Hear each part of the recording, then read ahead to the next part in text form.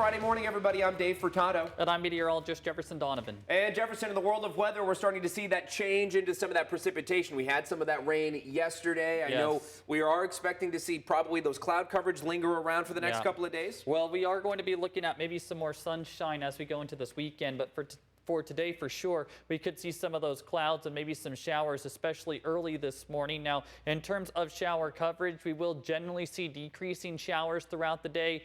That's true for everywhere aside from the Blue Mountain foothills. And we're also going to be looking at some gusty winds on this Friday. In general, it isn't going to be the most ideal day to get outdoors. At least that would be my assessment of things. In Yakima right now, we're at 47 degrees, again with clouds overhead and some of those showers in the area too. Here's a look at your weather headlines for today and going forward. Decreasing showers on this Friday. For the weekend, we will be mostly dry and seasonal, maybe even seeing some sunshine at times this weekend. And then there is going to be a bit more in the way of robust shower chances as we do go through next week. We'll talk about all three of these weather headlines in more detail coming up.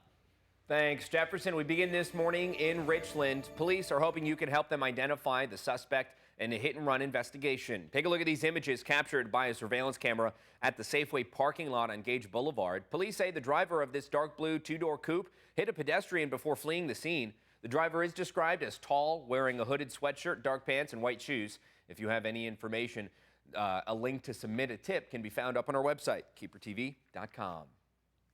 And a Pasco man will be spending more than a decade behind bars for drug trafficking. 32-year-old Leonardo Daniel Martinez was arrested in May 2022 after assaulting a Richland police officer during a domestic violence incident. Following an investigation, Martinez was found to be in illegal possession of handguns, more than thousands of fentanyl pills and meth. A district judge is sentencing Martinez to 125 months in prison and 5 years of supervised release. And in Washington state, a new agriculture overtime law is having a major impact on the industry as a whole. As KIMA's Anissa Williams reports, while this law was meant to help, it's causing challenges across the agricultural industry. It's impacting all of agriculture in Washington state. We pay some of the highest wage rates in the nation, and farmers are unable to pay overtime rates in addition to the high rates that they're already paying. We're losing 2 farms a week in Washington state. The new overtime law in Washington state was phased in over the past few years and now fully requires overtime pay for agricultural workers after 40 hours.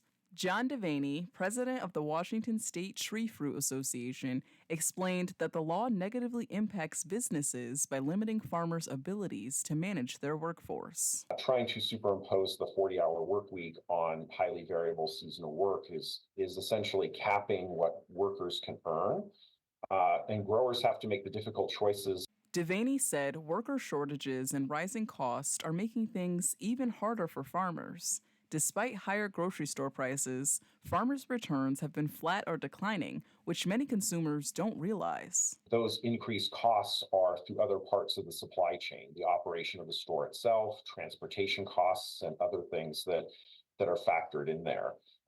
Just seeing a higher price at retail does not mean that the farmer and the farm worker are making more money. The shortage of workers is pushing farmers to look to the H-2A program, which brings in foreign workers, but it's very costly. Bree Elzie, the Director of Governmental Affairs for the Washington Farm Bureau, is frustrated with the lack of action from lawmakers. Workers are losing hours. They're having to pick up second jobs.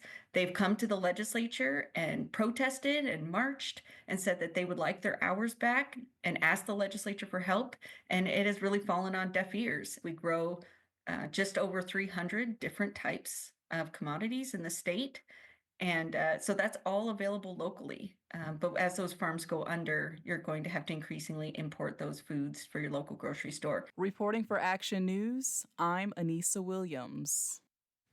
KIMA's Anissa Williams, thank you. And meanwhile, Washington lawmakers continue to discuss bills during the current legislative session. KIMA's John Franklin made the trek to Olympia to get a look behind the curtain. On Wednesday, I took a trip to Olympia, where I followed Representative Chris Corey through his schedule. Let me show you what a day in his life includes. Every day is a different day in the legislature. A lot of stuff going on. It's usually pretty action-packed, which is what I love about it. Right now I'm on the Capitol steps where through the doors behind me, ideas are being discussed, bills are being written, and laws are being made. Usually I'm starting around 7 or 8, and then we go till in the evening. Today's a little slower, which is nice because we had that floor action scheduled. Typically we don't schedule a bunch of stuff on there. But again, on a given day, I'm meeting with constituents, different groups. We've got committee hearings. The House floor session began, where lawmakers voted on bills that have already passed through the state Senate. After that, he met with a constituent from his district. That's actually probably my favorite part of the day is when I get to talk to people back home. He then attended the House Consumer Protection and Business Committee meeting, where he heard people from across the state testify their thoughts and opinions on certain bills. Like yesterday, we had an appropriations meeting on the budget, and we had over 300 people signed up to testify. So we were listening. Everybody got a minute to give their pitch, pro and con on the budget. We got to hear from a variety of groups. Representative Corey is a member of the House Appropriations Committee, and he spoke about the budget proposal that is currently being created. It's weird because we keep hearing this conversation about, well, we're doing a budget cut. We're actually growing the state budget by 8%.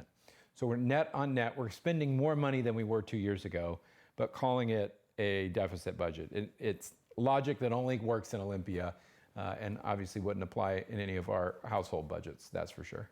The representative is happy to solve problems and to try to help the people in his district.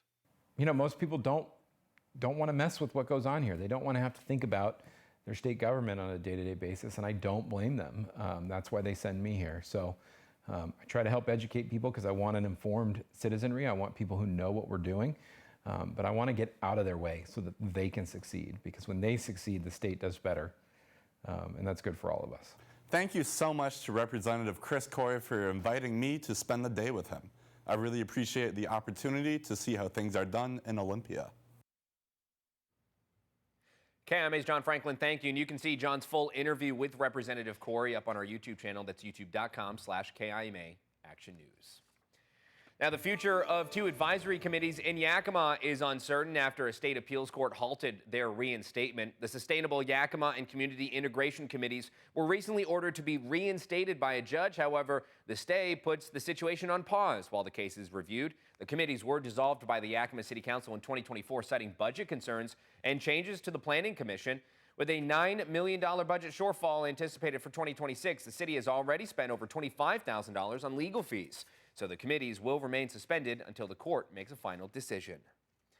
And with that, let's jump right over to meteorologist Jefferson Donovan to talk the weather for today. Jefferson, temperatures yesterday were on a downward trend comparatively to just earlier in the week when we were seeing temps into the 80s. Seems like we're getting a little bit cooler today, too. Yeah, we could see temperatures maybe a degree or 2 cooler today than even we saw yesterday. In terms of precipitation, we are seeing our most widespread shower coverage this morning. By the time we get to this afternoon, we will see a drying trend take hold, at least for many of us. And you can see those high temperatures we are expecting today on your screen, mid-50s to low 60s around the forecast area. We will talk about what you can expect through the weekend coming up.